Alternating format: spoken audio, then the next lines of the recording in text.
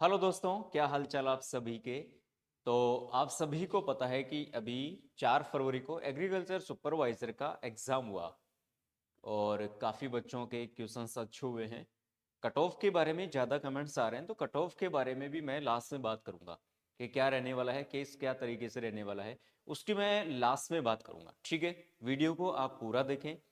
आज के वीडियो में आपको मैं ये बताने वाला हूँ कि अभी जो आपका पेपर हुआ है उसमें कौन कौन से क्वेश्चंस है वो डिलीट होने वाले हैं या हो सकते हैं, और कुछ क्वेश्चंस हैं जो आपके सिलेबस से आउट है। तो 5-7 लगभग 7 से 8 क्वेश्चंस है। जीके के में भी है भाई साहब, आपके हिंदी में भी है और एग्रीकल्चर में भी है। एग्रोनॉमी में कौन सा है, हॉर्टी में कौन सा है, एनिमल हस्बेंड्री में कौन सा है, जीके में कौन सा है, हिंदी में कौन सा है। मतलब मैं सभी सब्जेक्ट की यहाँ पर बात करने वाला हूँ, और क्यों होने वाला है उसका भी अपन रीजन साथ में बात करेंगे।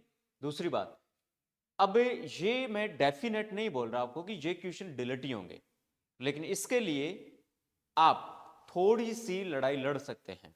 ठीक है, और बोर्ड को आप बता सकते हैं। देखो, एक एक क्वेश्चन की लड़ाई होती है सिलेक्शन में, आपको मैं जानकारी के लिए बता दूं।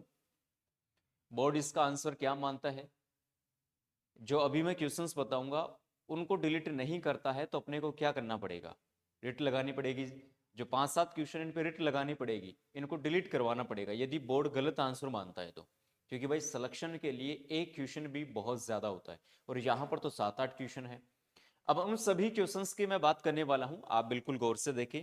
सबसे पहला हमारा जो क्वेश्चन है मेरे दोस्त, यहाँ पर जीके से रहने वाला है। जीके में आप यहाँ पर देखोगे तो ये जो क्वेश्चन है कि निम्न में से कौन सा स्थान राजस्थान में पशुपालन का सबसे प्राचीन प्रमाण प्रस्तुत करता है। देखो, इसका आंसर है वो बागोर आता है। अब यहां पर थोड़ी सी बात निकल के यूं आती है कि एग्रीकल्चर में आपके एनिमल हस्बेंड्री है, चलो ठीक है, लेकिन इसके अलावा आपके जीके में भी क्या दे रखा है भाई, एनिमल हस्बेंड्री दे रखा है। अब एग्रीकल्चर के पॉइंट ऑफ व्यू से देखते हैं तो ये क्वेश्चन या मैं कहूं कि सही जाता है। और जीके के हिसाब से देखते हैं, सॉरी, जीके के हिसाब से देखते हैं तो यहां पर यदि सभ्यता की बात करते हैं तो यहां पर आउट ऑफ जाएगा। लेकिन इसको यदि इससे कांटेक्ट कर देता अपना एजी से तो थोड़ा बहुत मामला जा सकता है। लेकिन दूसरी बात ये बात करें कि भाई एजी में तो बागोर चलता ही नहीं है। मान लेते हैं कि पशुपालन एग्रीकल्चर में है, लेकिन बागोर अपने पशुपालन में या मैं कहूं कि एग्रीकल्चर में कहाँ है, तो डेफिनेट है कि ये आउट ऑफ सिलेबस आपका। तो इसको डिलीट करना ही पड़ेगा। डिलीट नहीं करता है तो अपने को रिट लगानी पड़ेगी भाई साहब। तो पहला क्वेश्चन अपना जीके का होता है। मैं नेक्स्ट क्वेश्चन की बात करता हूं। सेकंड क्वेश्चन जीके का है, इसमें नहीं बोल रहा है कि कौन सा युग में सुमेलित नहीं है। देखो, नवलखा झील की बात करें, इसमें राइट आंसर दो है, या मैं कहूं कि कौन सा सुमेलित नहीं है। एक तो राजसमंद झील उदयपुर, ये वाला नहीं है। दूसरा, यहां पर नवलखा झील ये भी नहीं है, क्योंकि ये कहां पर है, ये बूंदी में है। कहां पर है भाई, बूंदी में। और इसका राजसमंद का राजसमंद में मान रखा है। तो इसमें दो क्वेश्चन दे रखे हैं, तो ये क्वेश्चन भी क्या होने वाला है, यहां से डिलीट होने वाला है। या ये क्वेश्चन डिलीट नहीं होता है तो इसके लिए भी आपको रिट लगानी पड़ेगी। दूसरा क्वेश्चन समझ लिया आपने। आओ नेक्स्ट क्वेश्चन की बात कर लेते हैं। थर्ड क्वेश्चन रहना अपना यहां पर हिंदी से रहने वाला है। ये क्वेश्चन हिंदी का है। देखो, जीके में दो क्वेश्चन थे, हिंदी में आपका एक क्वेश्चन है। तो यहां से काल से क्वेश्चन दिया है, काल आपके सिलेबस में नहीं दे रखा, तो ये वाला जो क्वेश्चन है ये आउट ऑफ सिलेबस है, इसको आप डिलीट करवा सकते हैं। ओके, नेक्स्ट क्वेश्चन की बात करते हैं। ये क्वेश्चन अपना एग्रोनॉमी से रहने वाला है। देखो, इस बार एग्जाम में क्या हुआ कि बच्चों ने यदि इंग्लिश को साथ में देखा है तो उनके काफी सारे क्वेश्चन सही हुए हैं, क्योंकि यहाँ पर हिंदी को थोड़ा उल्ट फेर कर दिया, पूरा का पूरा शुद्ध हिंदी उसने डाल दी, तो हिंदी के शब्द उनको समझ में आए ही नहीं। तो जिसने इंग्लिश को देखा है साथ में, उसके काफी सारे क्वेश्चन सही हुए हैं। अब यहां पर अपन बात करते हैं तो पैराक्वाड को यहां पर संकुचित मान रखा है। अब आपने सिलेक्टिव और नॉन सिलेक्टिव देखा है, वो यार सीधी सी बात है। ठीक है, तो सिलेक्टिव और नॉन सिलेक्टिव। अब संकुचन को यहां पर इंग्लिश में क्या दे रखा है, इसको कॉन्टैक्ट कह सकते हैं इसको। तो जो इंग्लिश होती है वो कॉन्टैक्ट होती है, लेकिन यहां पर ऑप्शन में आपके क्या दे रखा है, कॉन्ट्रैक्ट दे रखा है। इसका क्या दे रखा है, कॉन्ट्रैक्ट। तो कॉन्ट्रैक्ट तो संकुचित होता ही नहीं है। संकुचित का मतलब होता है सिकुड़ना। ठीक है, जुलूस आना, एक जगह हो जाना। इसको इंग्लिश में आपके क्या दे रखा है एग्जाम में, कॉन्ट्रैक्ट। बाकी एक्चुअल में होता क्या है, कॉन्टैक्ट होता है। तो एक क्वेश्चन आपकी ये डिलीट होने वाला है, नहीं होगा तो अपने को करवाना पड़ेगा। आगे हम चलते हैं तो यहां पर अपने को देखने को मिलता है एनिमल हस्बेंड्री से। एनिमल हस्बेंड्री से अपने को देखने को मिलता है, तो आपने देखा होगा कि इस क्वेश्चन में काफी डाउट आ रहा है।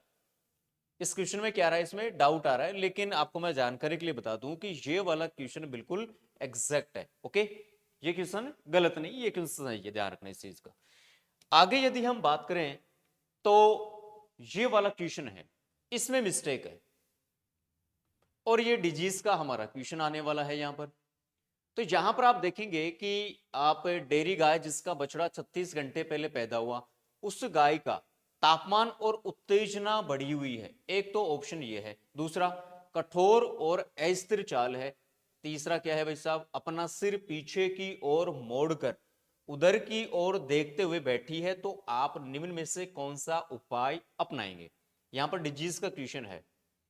अब जितने भी आप पशुपालन में रोग पड़ते हैं, तो आपने देखा होगा कि मिल्क फीवर एक ऐसा डिजीज या रोग है जिसमें तापमान कम होता है पशु का, और उस रोग को छोड़कर जितने भी रोग है उन सभी में तापमान क्या होता है, पशु का बढ़ता है। तो यहां पर क्या बोल रहा है ये, यहां पर तापमान को बढ़ा रहा है, जो कि क्या है, बिल्कुल गलत है, क्योंकि तापमान क्या होना चाहिए, तापमान इसमें कम होता है। उत्तेजना से तो कोई संबंध ही नहीं है हमारा, ठीक है। हमें किससे मतलब है यहां पर, सिर्फ और सिर्फ टेम्परेचर से, जो कि टेम्परेचर क्या होता है, लो होता है। तो ये भी क्वेश्चन अपना क्या होगा, डिलीट।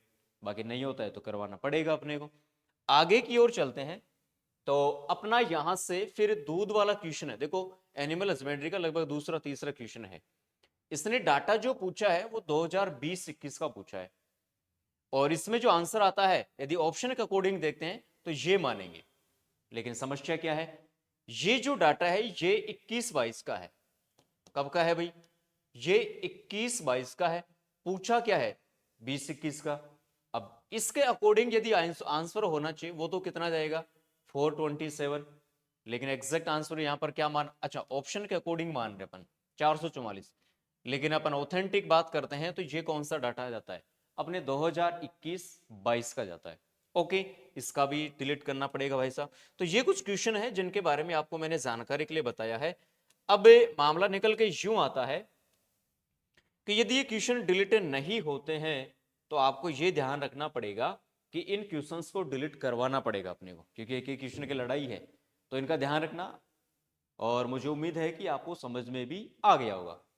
अब कट ऑफ की मैं बात कर लेता हूं। कट ऑफ से रिलेटेड काफी बच्चों को डाउट चल रहा है, या उनके मन में काफी क्वेश्चंस चल रहे हैं कि सर डाउट यहाँ पर कट ऑफ क्या रहने वाली है।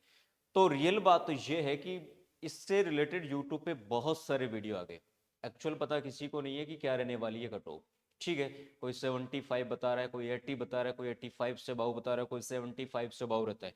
कोई बात नहीं, 80 अपन मान लेते हैं एक बार। लेकिन मान लो कि आंसर की या फिर रिजल्ट में कुछ ऊपर नीचे हो गया, तो मामला तो फिर सटीक हो गया ना। तो आप एक काम करें, अभी जैसे एग्जाम हो गई आपकी, आप फ्री भी हो गई, अब आपके सामने एक टारगेट और है पशु परिचर का। जीके आपका क्लियर है, एनिमल हस्बेंड्री आपकी क्लियर है पहले से ही, मैथ और साइंस अपने को याद करनी है, ठीक। दो सब्जेक्ट अपने को कवर करना है। तो जिसका पेपर बहुत अच्छा हुआ वो भी तैयारी करें, जिसका पेपर खराब हुआ है वो भी तैयारी करें। तैयारी सभी को करनी है, पद खूब सारे हैं। एग्जाम इसकी जून के आसपास बताई जा रही है, तो समय बिल्कुल कम है। तो आप उत्थान में यदि ऑफलाइन ज्वाइन करना चाहते हैं तो और इसके साथ यदि मैं जानकारी दूं कि ऑफलाइन और ऑनलाइन दोनों मोड पे अपने पास है पशु परिचर का ये बैच। लेकिन खास बात क्या है कि जो कुल फीस है उसमें से 40% आपको ऑफर दिया जा रहा है, छूट दी जा रही है। ये 15 फरवरी तक दी जाएगी आपको। 15 फरवरी तक यदि आप ऑफलाइन ज्वाइन करते हैं तो भी 40% आपको छूट दी जाएगी, और ऑनलाइन लेते हैं तो भी आपको 40% ऑफ दी जाएगी। इसके लिए आपको उत्थान कैरियर इंस्टीट्यूट एप्लीकेशन, जो डिस्क्रिप्शन में लिंक दे रखा है, वहां से डाउनलोड करें। और ऑफलाइन ज्वाइन करना चाहता है तो इंस्टीट्यूट के ऑफिशियल नंबर पर आप कॉन्टैक्ट करें। और जो अपने टाइम है बैच का ऑफलाइन, वो सुबह 10 बजे से है। हमारा एक बैच हो चुका है कंप्लीट, नया बैच अब स्टार्ट होगा, तो कल से आप ज्वाइन कर सकते हैं। मुझे उम्मीद है कि दी हुई जानकारी आपको समझ में आ गई होगी। धन्यवाद।